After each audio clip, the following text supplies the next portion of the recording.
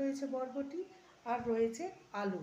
বরবটিটাকে এরকম ছোট ছোট করে কেটে নিয়েছি, দিয়ে ভালো করে জল দিয়ে ধুয়ে পরিষ্কার করে নিয়েছি।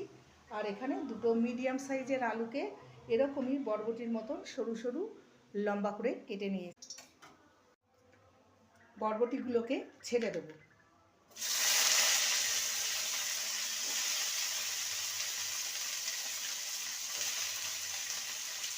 অনুপাতে সামান্য লবণ দেব।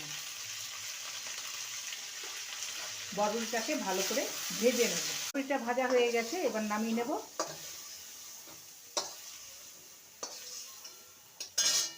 কড়াইতে আবারও সামান্য সর্ষের তেল দেব।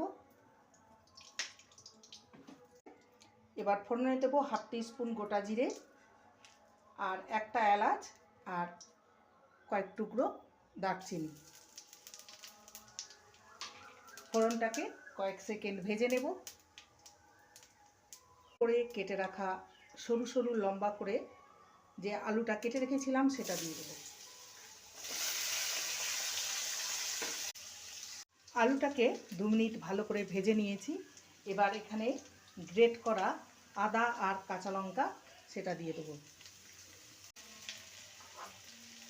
আর একটা মিডিয়াম সাইজের টমেটোকে ছোট ছোট করে কেটে নিয়েছি, সেটা দিয়ে দেবো। আদা কাঁচা লঙ্কা আর টমেটোকে ভালো করে কষিয়ে নিয়েছি। এবার সামান্য জল দেব। দিয়ে দেবো স্বাদ অনুযায়ী লবণ, হলুদ গুঁড়ো, লঙ্কার গুঁড়ো আমি দেবো না যেহেতু কাঁচা লঙ্কা দিয়েছি। হাফ টিস্পুন জিরে গুঁড়ো, হাফ টিস্পুন ধনে গুঁড়ো, আর কালারের জন্য দিয়ে দেবো কাশ্মীরি লঙ্কার গুঁড়ো। মশলাটা ভালো মতন কষে গেছে, এবার ভেজে রাখা বরবটির টুকরোগুলো দিয়ে দেবো।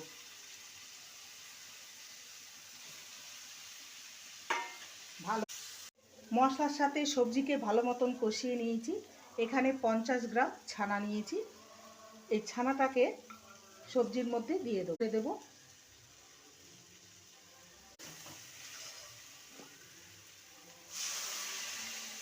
সামান্য চিনি, ঢাকা দিয়ে সবজিগুলোকে কুক করে নেব। ঢাকনাটা খুলে দেখে নেব এটা একদমই রেডি হয়ে। 1 টিস্পুন ঘি, সামান্য গরম মশলার গুঁড়ো, ভালো করে নেড়ে নিলে এটা রেডি।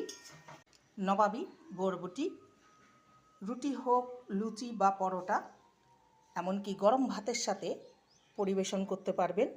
এতটাই টেস্টি এই রেসিপিটি ভালো লাগলে প্লিজ লাইক করবেন।